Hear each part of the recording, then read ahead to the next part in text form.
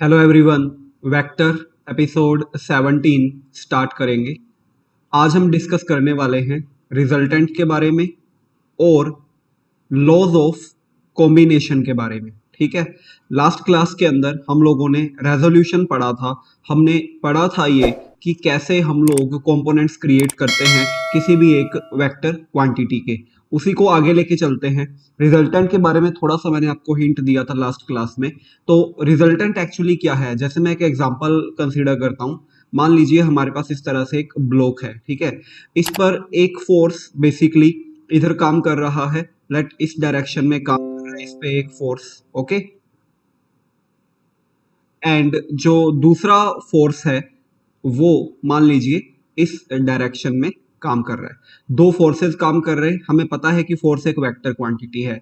मान लो इसको इधर 10 न्यूटन पुल कर रहा है और इधर मान लो 8 न्यूटन पुल कर रहा है।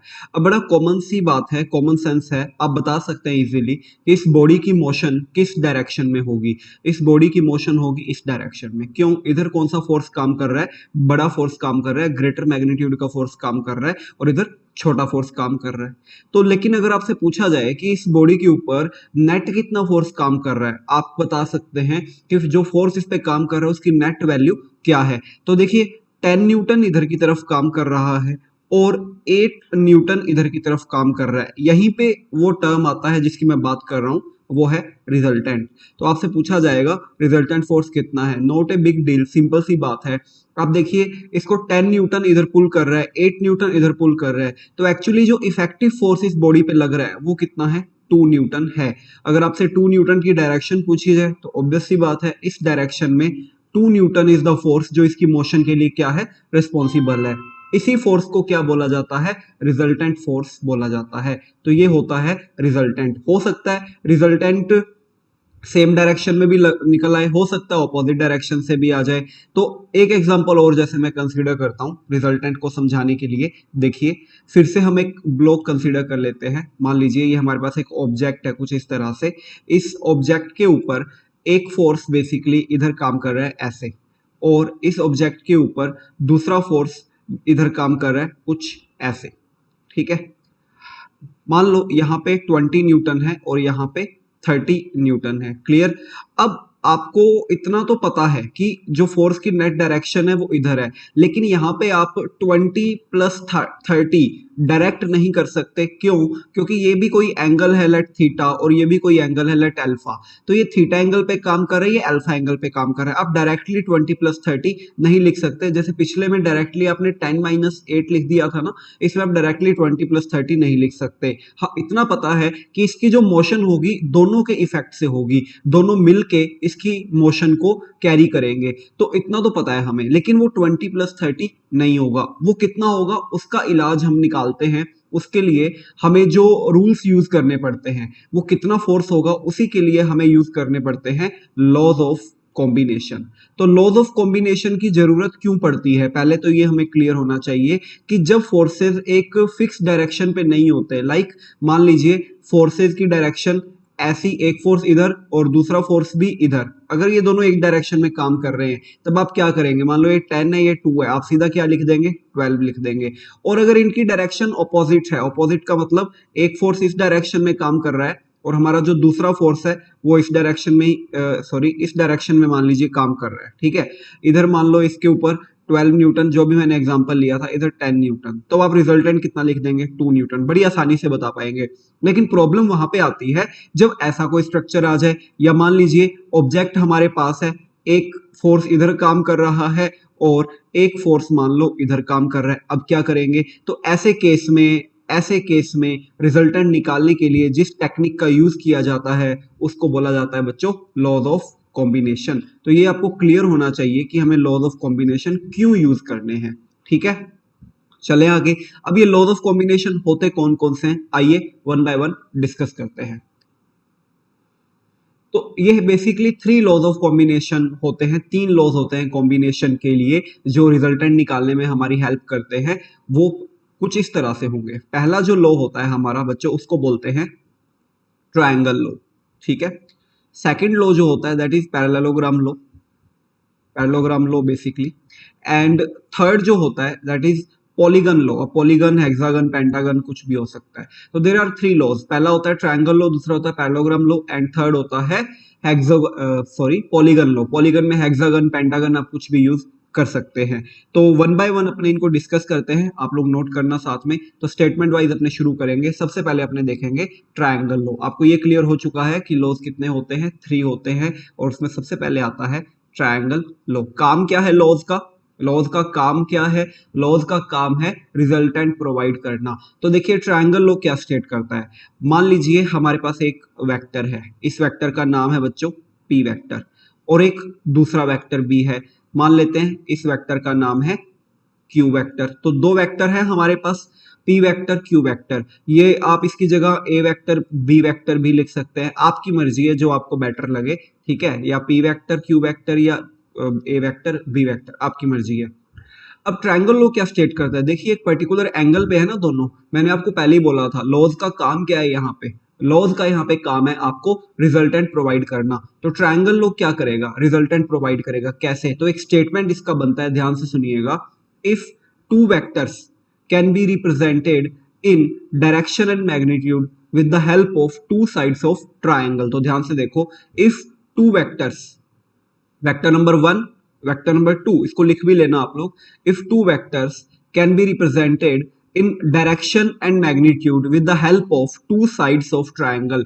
ट्रायंगल की दो साइड से आप इन वेक्टर्स को अगर रिप्रेजेंट कर सकते हो, तो जो रिजल्टेंट होता है, वो कैसे दिया जाता है? Resultant is given by the closing side of triangle in opposite order.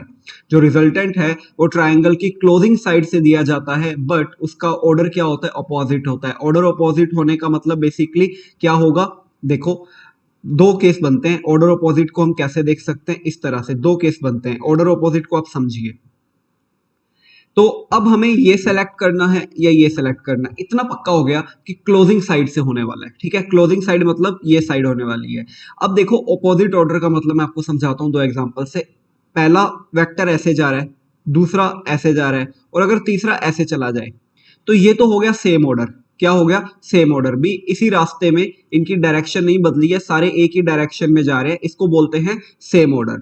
तो इसका मतलब ये जो पहला मैंने ड्रॉ किया है, नंबर 2 जिसपे मैंने लिखा है, वो हमारे काम नहीं आएगा। हमारे काम क्या आएगा? हमारे काम आएगा नंबर 1। ऑपोजिट ऑर्डर का मतलब क्या हुआ? जो बिल्कुल पहले वाले दोनों के क्या हो? ऑपोजिट हो। तो ऑपोजिट का मतलब कुछ इस तरह से, ये बन गया हमारा रिजल्टेंट। इसको हम किससे डिनोट कर दें? आर वेक्टर से। बात समझ आई मेरी आपको? समझिए, फिर से सुनिए, ध्यान से सुनिए। ट्रायंगल लॉ क्या स्टेट करता है? अगर अपने दो वेक्टर्स को मैग्नीट्यूड एंड डायरेक्शन में किसी ट्रायंगल की दो साइड से रिप्रेजेंट कर सके, तो उनका जो रिजल्टेंट होता है ऑपोजिट ऑर्डर में क्लोजिंग साइड से डिनोट किया जाता है। तो ये बन गया हमारा ट्रायंगल लॉ। इसका मैं जैसे एग्जांपल लेता हूं, फॉर एग्जांपल आपको थोड़ा प्रैक्टिस हो जाएगी इसकी। जैसे मान लीजिए मैंने इस तरह से बनाया, इस तरह के क्वेश्चन आ जाते हैं नीट के अंदर जनरली। आपको मैंने बोला कि कुछ इस तरह से मेरे पास दो साइड्स हैं ट्रायंगल की, कुछ इस तरह से। Wait, just wait for a minute. इस तरह से हमारे पास मान लो एक ट्रायंगल ये है, और दूसरा ट्रायंगल हमारे पास कुछ ऐसे है, ठीक है। ये मान लीजिए पी वेक्टर है, ये मान लीजिए क्यू वेक्टर है। हमें क्या करना है? इसका रिजल्टेंट का डिजाइन तैयार करना है। तो रिजल्टेंट किधर होगा? पहली बात, इस ट्रायंगल को क्लोज करने वाले साइड बना ले। ट्रायंगल को क्लोज करेंगे तो एक साइड आएगी, और अपोजिट ऑर्डर में। ऑर्डर इसका किधर है? ये इधर आ रहा है, इधर आ रहा है। सेम ऑर्डर का मतलब आर भी इधर आ जाए, आर किधर आ जाए? सेम ऑर्डर का मतलब अगर आर इधर आ जाए, लेकिन हमें तो अपोजिट ऑर्डर चाहिए, तो इसका मतलब हमारा आर किधर आना चाहिए? हमारा आर इधर आना चाहिए। लो, ये बन गया ट्रायंगल का रिप्रेजेंटेशन आर वेक्टर। तो इस तरह से आप किसी भी पर्टिकुलर ट्रायंगल की साइड्स को क्लोज कर सकते हो। जैसे फॉर एग्जांपल मान लो ये है हमारे पास, ठीक है, और एक वेक्टर हमने और कंसीडर कर लिया, मान लो ये है, ये दूसरा वेक्टर आ गया हमारे पास, ठीक है। ये मान लीजिए पी वेक्टर है, ये मान लीजिए क्यू वेक्टर है। अब आपको बोला गया इसको ट्रायंगल लॉ को कंप्लीट करिए, तो कैसे करेंगे? आपको अपोजिट ऑर्डर लगेगा। अपोजिट ऑर्डर की अगर आप बात करेंगे, तो अपोजिट का मतलब सेम का मतलब, अगर ये देखो ऐसे जा रहा है, ये बेसिकली नीचे आ रहा है फिर आगे जा रहा है, सेम का मतलब क्या होगा? पहले मैं आपको सेम का मतलब बता दूं। सेम का मतलब होगा ये वाला ऐसे, लेकिन हमें तो अपोजिट ऑर्डर चाहिए, तो अपोजिट के लिए हम क्या करेंगे? ऐसे उल्टा आएंगे यहाँ पे, इस तरह से।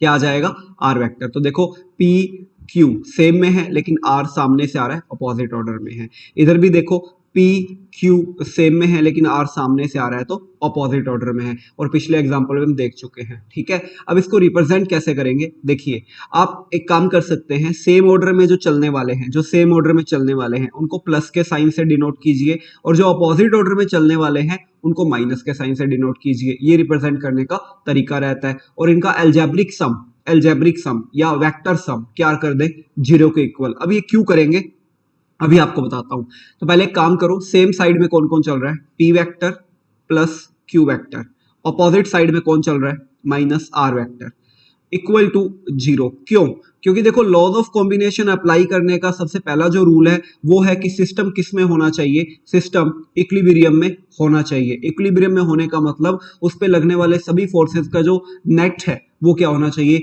0 होना चाहिए। सिस्टम के ऊपर लगने वाले जितने भी बेसिकली वेक्टर्स हैं उनका जो रिजल्टेंट है वो किसके इक्वल होना चाहिए, 0 के इक्वल होना चाहिए। तो इसका मतलब अगर पी और क्यू सेम ऑर्डर में है तो मैंने इसको पॉजिटिव पी वेक्टर लिया, क्यू को पॉजिटिव क्यू वेक्टर लिया, आर ऑपोजिट डायरेक्शन में था आगे माइनस लगा दिया, और इनका जो वेक्टर सम है किसके इक्वल कर दिया, 0 के। या आप यहां से क्या लिख सकते हैं, P vector plus Q vector equal to R vector. और आप देखेंगे जो मर्जी में डायग्राम कंसीडर करूं हर किसी में यही आउटपुट आएगा। जैसे इसकी बात करके देख लेते हैं, देखो इसमें पी वेक्टर और क्यू वेक्टर, अब बस इतना ध्यान रखिए जो सेम ऑर्डर में पॉजिटिव लीजिए, जो पॉजिटिव में वो नेगेटिव लीजिए। तो पी वेक्टर सेम में है और क्यू वेक्टर सेम में है, लेकिन आर वेक्टर अपोजिट में है, इक्वल टू क्या आ जाएगा, 0।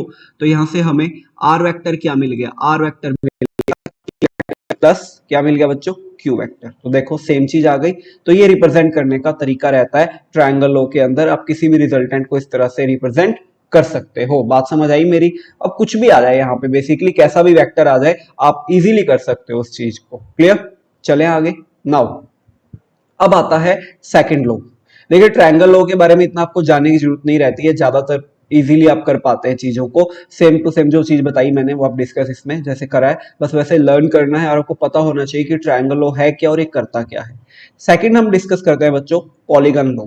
क्यों करते हैं, क्योंकि पॉलीगन लॉ और ट्रायंगल लॉ 99% सिमिलर होते हैं। कैसे, देखिए जैसे उसमें मैं क्या बोलता था कि अगर वेक्टर्स को डायरेक्शन और मैग्नीट्यूड में ट्रायंगल की साइड से डिनोट कर सके तो क्लोजिंग ऑर्डर आ जाता था। अब इसमें क्या होता है, अगर अपने वेक्टर्स को डायरेक्शन और मैग्नीट्यूड के अंदर एक पॉलीगन से डिनोट कर सके, पॉलीगन में मैं हेक्सागन डिजाइन कर लेता हूं, आप पेंटागन भी डिजाइन कर सकते हैं, नॉट ए बिग डील। इस तरह से मान लीजिए मैंने डिजाइन कर लिया एक हेक्सागन, ठीक है। अब मान लो ये हमारा पी वेक्टर है, ये क्यू वेक्टर है, ये आर वेक्टर है, और ये एस वेक्टर है, और ये टी वेक्टर है। ऐसे मान लीजिए 5 वेक्टर्स हैं हमारे पास। अब सेम कहानी जो ट्रायंगल में हमने अप्लाई करी थी ना वो आप यहां पे कर दो। क्या, if vectors can be represented in direction and magnitude with the sides of a polygon, vectors can be represented in direction and magnitude with the sides of a polygon। देखो किया जा रहा है, पॉसिबल है। then the resultant वेक्टर यहां भी किससे दिया जाएगा बच्चों, क्लोजिंग से दिया जाएगा और ऑपोजिट ऑर्डर में दिया जाएगा। लो हो गया गेम ओवर। मान लेते हैं you vector is the resultant vector, ठीक है। तो यहां भी क्या होगा, ऑपोजिट ऑर्डर में क्लोजिंग साइड से ही दिया जाएगा, तो कोई फर्क नहीं पड़ेगा। अब यहां भी देखो, अगर आप सेम ऑर्डर वालों को पॉजिटिव लो और ऑपोजिट ऑर्डर वाले को नेगेटिव लो तो क्या लिखा जाएगा, we will write P vector plus Q vector plus R vector plus S vector plus T vector minus बच्चों यू वेक्टर इक्वल टू 0।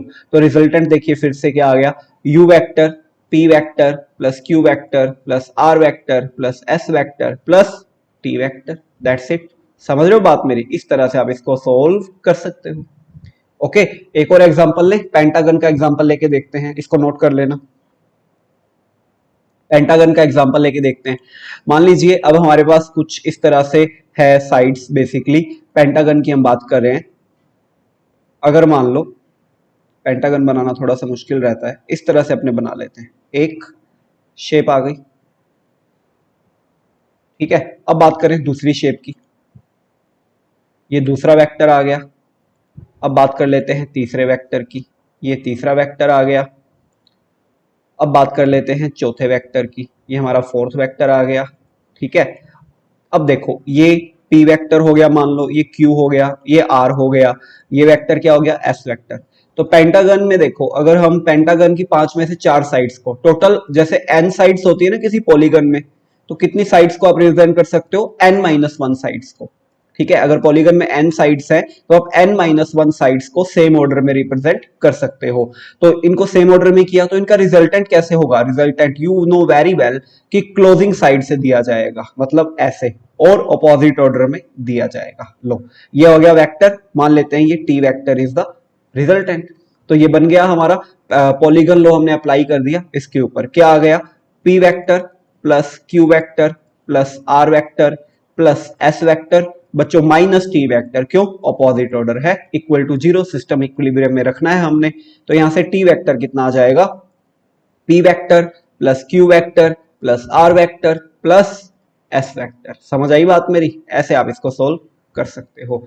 तो ये हो गया पॉलीगन लो। तो ट्रायंगल लो और पॉलीगन लो, ट्रायंगल लो और पॉलीगन लो, इनके सिर्फ हमें क्या पता होना चाहिए, statement which are more than enough. सबसे इंपॉर्टेंट जो तीनों लॉज में होता है बच्चों, वो होता है the parallelogram law. Clear, we will discuss that law in the next class in episode 18। अच्छी तरह से इसको आप समझिए, 18th एपिसोड में अपने पैरेललोग्राम के बारे में बहुत कुछ जानेंगे। तो मिलेंगे नेक्स्ट एपिसोड में। फिजिक्स बूस्टर को आप सब्सक्राइब कर लो एंड हमारी पिछली वीडियोस देखिए, वेक्टर के जितने भी एपिसोड्स हैं, you can watch the episodes. बहुत जल्दी मिलेंगे नेक्स्ट वीडियो में। Till then take care, bye bye.